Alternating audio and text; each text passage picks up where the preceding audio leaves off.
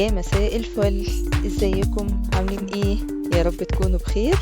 انا نسمة ودي قناة نستو تورتن، بنعمل مع بعض 3D كيكس، والنهاردة هنعمل الدعسوقة 3D كيك.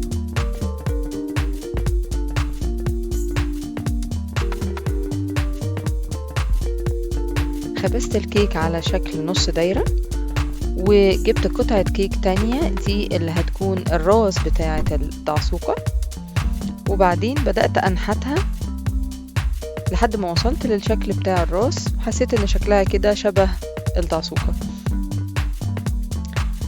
بعد كده بدأت أعمل الكيك طبقات، أقطعه لطبقات عشان أحشيه.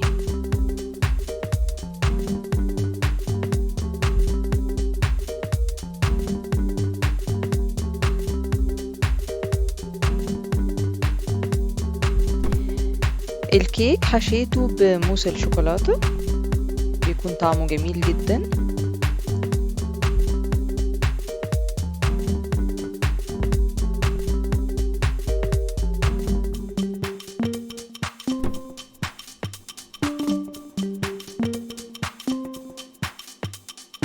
بعد ما حشيت الطبقات، بعدين حطيت موس شوكولاتة في الراس كمان عشان ألزقها في الجسم، وبعدين بدأت أغطي الجسم كله بجناش الشوكولاتة.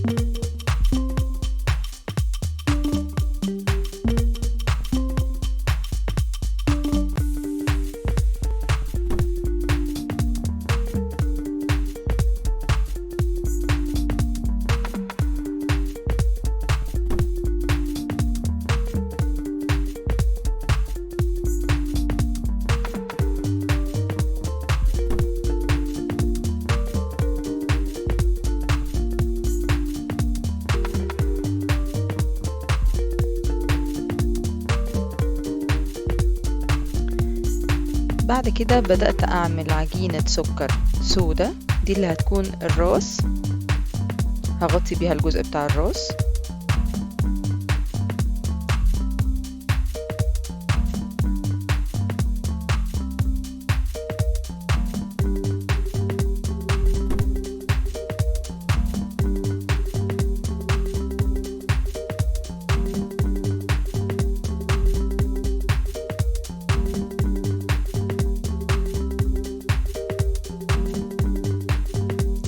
وقطعت الزيادة.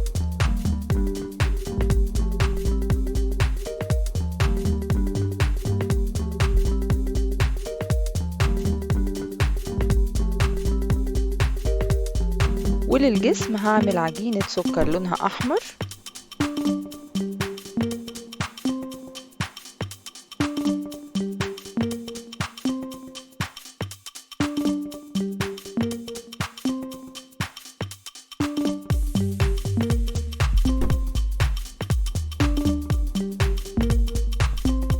وهغطي بيها بقية الجسم.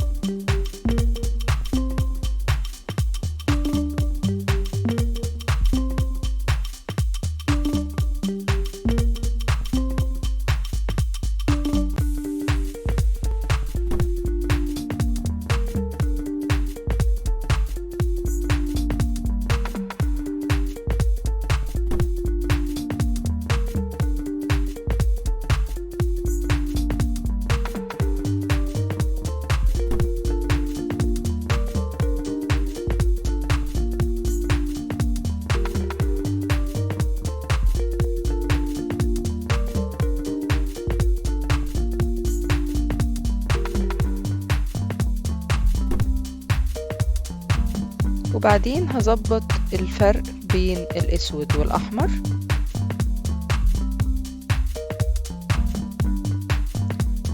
وهبدأ أعمل الدواير اللي بتكون على جسم الدعسوقة، هي دواير باللون الأسود برضو، وبيكون أشكالها عشوائية، ما بتكونش دايرة مظبوطة، فأنا عملت أشكال عشوائية ولزقتها.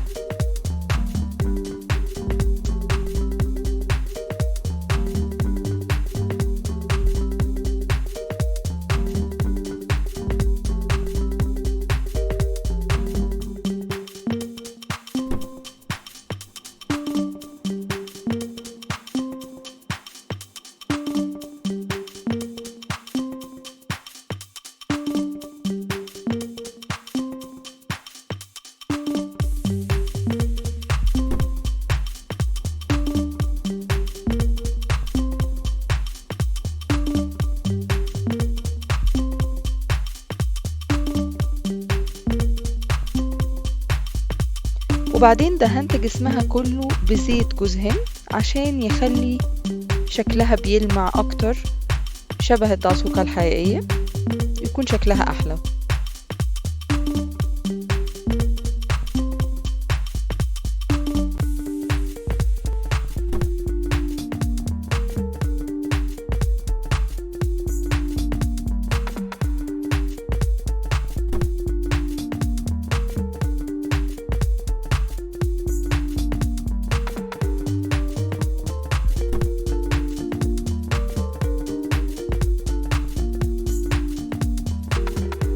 وبعدين بدأت أعمل قرون الاستشعار بتاعت الدعسوقة بلون أسود، حطيتها في خلة سنان عشان تكون واقفة مظبوطة.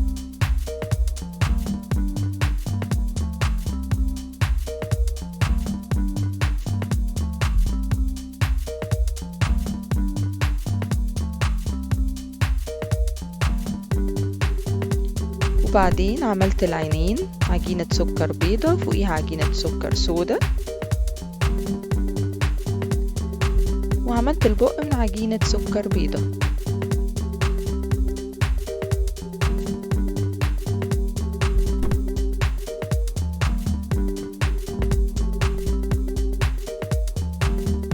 وده الشكل النهائي للدعسوقة، بتهيألي سهلة جدا، أتمنى تكون عجبتكم. متنسوش تعملوا سبسكرايب لنستو تورتن عشان توصل لكم كل 3D كيك جديدة بنعملها، وأشوفكم الكيك الجاية. باي باي.